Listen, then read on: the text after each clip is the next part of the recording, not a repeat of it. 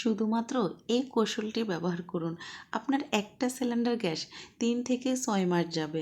আসসালামু আলাইকুম রহমতুল্লাহ। প্রিয় দর্শক, সবাই কেমন আছেন? আশা করি সবাই ভালো। এখন কিন্তু গ্যাসের প্রচণ্ড দাম, আর কিভাবে আমরা গ্যাস সেভ করতে পারবো ইনশাল্লাহ সেই কৌশলটি আজকে আপনাদের সাথে করব। দর্শক, আপনারা দেখেছেন প্রথমত আমি গ্যাসটাকে চালিয়ে দিয়েছি, আর দেখুন যে কী পরিমাণ গ্যাস যাচ্ছে। আর এটাকে আজকে এমন একটা জিনিস আমি ব্যবহার করব, সেটা হলো সাবান। এখানে দর্শক আমি একটা সবুজ কালারের সাবান নিয়েছি, আপনারা চাইলে এখানে সাদা মানে যে কোনো সাবান এখানে ব্যবহার করতে পারেন। এই সাবানটা নেওয়ার পর যে কাজটা করতে হবে, এখানে যে গ্যাসের যে মানে ছিদ্র ছিদ্র জায়গাটা, সে জায়গাটা খুব সুন্দর করে এই আমি যেভাবে সাবানটা দিচ্ছি সেম এভাবে সুন্দরভাবে সাবানটা ব্যবহার করবেন। আর সাবানটা কিন্তু অবশ্যই শুকনো হতে হবে, কোনো প্রকার ভেজা ব্যবহার করা যাবে না। সো দর্শক দেখুন, এভাবে কিন্তু আমি খুব সুন্দর করে দিয়ে দিলাম। এত সুন্দর একটা কৌশল আমার এত ভালো লেগেছে যে এইভাবে যদি আমরা এটা দিয়ে দিই তাহলে কিন্তু আমাদের গ্যাসের যে তাপটা সেটা কিন্তু কম থাকবে, এবং অতিরিক্ত যে গ্যাসটা চলে সেটা আর চলবে না, এবং এটা ধীরে ধীরে চলবে। সেই জায়গা থেকে আমাদের গ্যাস অপচয়টা কিন্তু বন্ধ হয়ে যাবে, আর একটা সিলিন্ডার গ্যাস আমরা অনেক দিন ব্যবহার করতে পারবো। দর্শক দেখুন, এই যে চতুর্দিকে প্রচণ্ড ময়লা, সেই সাথে গ্যাসের যে মাঝখানে থাকে অনেক সময় কিন্তু বিভিন্ন ধরনের ভাতের মার বিভিন্ন কিছু পোড়া লেগে যায়, আর সেটা কিন্তু একটা তৈলাক্ত তৈলাক্ত ভাপ হওয়ার এখান থেকে কিন্তু বিস্ফোরণের কিন্তু অনেকটাই সম্ভাবনা হয়ে থাকে। সো এটা আমরা অনেক সময় কী করি, নেট জ্বালিয়ে অথবা ভিজা কাপড় বা বিভিন্নভাবে কিন্তু আমরা ক্লিন করে থাকি। এটা কখনো করতে যাবেন না।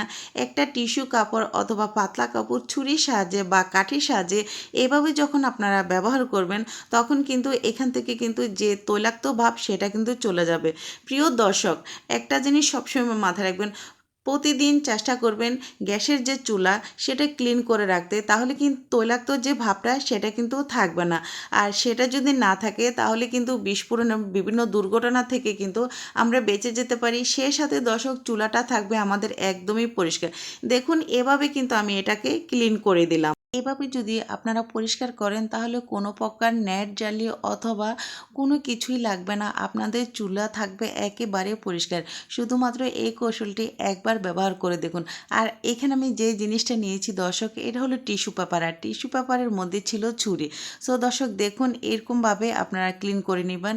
আর তারপরে যে কাজটা করতে হবে, এখানেও কোনো প্রকার সাবান ব্যবহার করা লাগবে না, এভাবে কিন্তু এটা একদমই চকচকে থাকবে। মাশাআল্লাহ, দেখুন দর্শক, এভাবে যদি আপনারা পরিষ্কার করেন তাহলে কিন্তু আপনাদের পুরাতন চুলাকেও লাগবে একদমই কিন্তু নতুনের মতো। আমি মায়ের বাড়িতে এসে মায়ের এই চুলাটাকে কিন্তু খুব সুন্দর করে ক্লিন করে দিলাম। দর্শক, আমার এই পদ্ধতিটা কেমন হয়েছে সেটা কিন্তু আমাকে অবশ্যই কমেন্টের মধ্যে জানাবেন। দর্শক, আমি আরেকটা পদ্ধতি বলবো কিভাবে আমাদের গ্যাস আমরা অপচয় রোধ করতে পারি।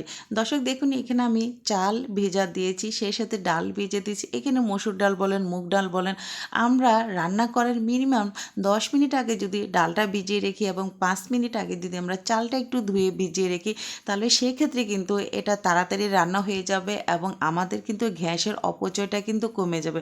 এটা আমাদের অনেকেরই ধারণার বাইরে। আমরা কিন্তু সরকারি গ্যাস না, যখন আমরা সিলিন্ডার গ্যাস ইউজ করি সেক্ষেত্রে কিন্তু আমাদের একটু সেফ কীভাবে করা যায় সেটা কিন্তু চিন্তা ভাবনা করে কাজ করলে তাহলে কিন্তু আমরা একটা সিলিন্ডার গ্যাস অনেক দিন ব্যবহার করতে পারবো। প্রিয় দর্শক, এখন আমি আরেকটা পদ্ধতি আপনাদের সাথে শেয়ার করব, খুবই গুরুত্বপূর্ণ একটা পদ্ধতি।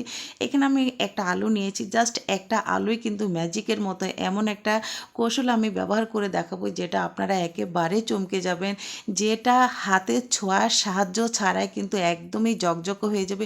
দেখতে থাকুন, কোনো প্রকার স্কিপ করবেন না। আর যদি স্কিপ করেন তাহলে এই গুরুত্বপূর্ণ জিনিসটা কিন্তু আপনারা একদমই শিখতে পারবেন না। সামনে বর্ষাকাল, আর বর্ষাকালে কিন্তু বিভিন্ন ধরনের টাইলস এবং বিভিন্ন জিনিসে কিন্তু শেয়ালা পড়ে যায়, জং পড়ে যায়। আর আমরা কি করি, বিভিন্ন ধরনের জালি অথবা সাবান দিয়ে এটাকে কিন্তু প্রচণ্ডভাবে ঘষা মাজা করি। এটার কারণে কি হয়, আমরা যে দামি দামি জিনিসগুলো ব্যবহার করি, বিশেষ করে টাইলস এবং বিভিন্ন জিনিস কিন্তু আমাদের নষ্ট হয়ে যায়, এবং এটা কিন্তু আঁকড়ে আঁকড়ে একটা ভাব হয়ে যায় যখন আমরা জালি ব্যবহার করি। সো দর্শক দেখুন, হাতে ছোঁয়া ছাড়া, সাবান ছাড়া, কোনো কিছুই ছাড়া কিন্তু আজকে ম্যাজিকের মতো আমি দুটো পদ্ধতি আপনাদের সাথে শেয়ার করব, আর যেটা আপনারা শিখতে পারবেন এবং ব্যবহার করতে পারবেন, যেটা ব্যবহার করে আপনারা স্বস্তি বোধ করতে পারবেন ইনশাল্লাহ। দর্শক দেখুন, একটা আলুর দুটো পিস, আর দুটো পিসের মধ্যে প্রথম পিসটার মধ্যে আমি যে জিনিসটা পাবো সেটা হলো সরিষার তেল। আর সরিষার তেলের জিনিসটা রেখে এখন বাকি যে আলুটা আমি নিয়েছি সেটাকে কিন্তু সেমভাবে ছুরি দিয়ে কিন্তু এভাবে খুব ভালোভাবে কিন্তু এঁকে দিতে হবে। যে যেভাবে দিতে পারেন, বটি দিবে যেভাবে চেষ্টা করবেন এটা যেন চতুর্দিকে কেটে না যায়, কেটে গেলে হবে না। বাট ছুরি দিয়ে কিন্তু এভাবে কিন্তু একটু কুচি কুচি করবেন, যাতে এখানে যে নির্যাস রস সেটা কিন্তু আসে, সেটাই কিন্তু খুবই গুরুত্বপূর্ণ। শুধুমাত্র যে আলুর রস দিয়ে আমি যে কাজটা করবো সেটা একদমই না, এখানে আমি দুটো জিনিস ব্যবহার করবো। এর দুটো জিনিস কিন্তু খুবই গুরুত্বপূর্ণ। প্রথম যে জিনিসটা আমি এখানে লাগাচ্ছি সেটা হলো লবণ। লবণ আমাদের অনেকের ধারণা যে লবণ কিন্তু বিভিন্ন ধরনের পরিষ্কার পরিচ্ছন্নতা করতে এবং জীবাণু নষ্ট করতে কিন্তু 100% কাজ করে লবণ।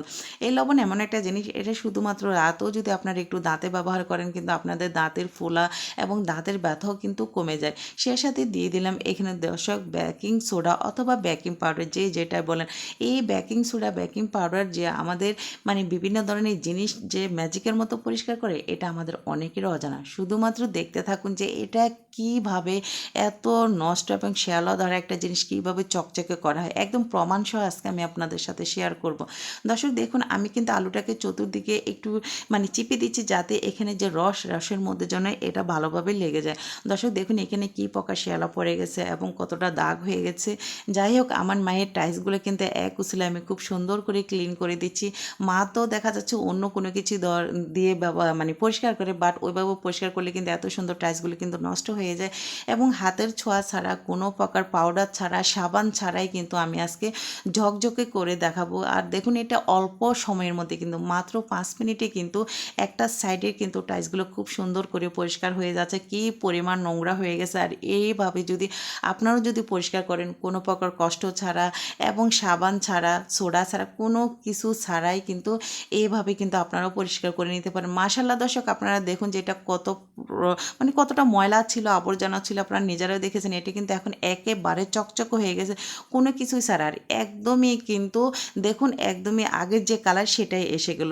দর্শক, আমি আরেকটা জিনিস দেখাচ্ছি। দেখুন, আমাদের যাদের গ্যাসের চুলায়, বিশেষ করে গ্যাসের চুলার উপর আমরা যে কাজটা করি, বিভিন্ন ধরনের বিম, হুইল পাউডার যেটা পাই না কেন সেটা দিয়ে কিন্তু আমরা কি করি, চুলাটা পরিষ্কার করি। আর তখন কি হয়, একটা ছত্রাকের মতো হয়ে যায়, দেখতে ভালো লাগে না। সো দর্শক দেখুন, কোনো কিছুই করবেন না। শুধুমাত্র আমি প্রথম যে কাজটা করতে ভুলে গেছিলাম, আমি কিন্তু পানি মারতে ভুলে গেছিলাম। সো একটু পানি মেরে তারপর কিন্তু আলুর সাহায্যে এইভাবে আপনারা খুব সুন্দর করে ক্লিন করে নেবেন। প্রিয় দর্শক, এত সুন্দর ক্লিন হয় যে আপনারা এটা যদি নাই করেন তাহলে কিন্তু একদমই বুঝতে পারবেন না যে আসলে এসব জিনিস কিন্তু আমাদের গৃহিণীদের খুবই গুরুত্বপূর্ণ।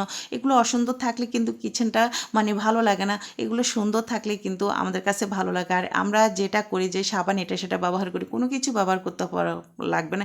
ম্যাজিকের মতো কিন্তু এই জিনিসটা দিয়ে আপনারা পরিষ্কার পরিচ্ছন্ন করতে পারেন, তাও অল্প সময়ের মধ্যে।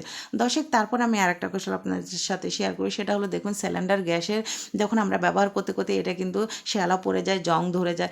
আর এটা যখন একটা গ্যাস সিলিন্ডার নিয়ে আসবেন তখন যে কাজটা করতে হবে, এইভাবে কিন্তু গ্যাস সিলিন্ডারের নিচে এবং উপরে কিন্তু খুব সুন্দর করে সরষের তেল মাখা যে আলুটা সেটা দিয়ে কিন্তু ক্লিন করে নেবেন।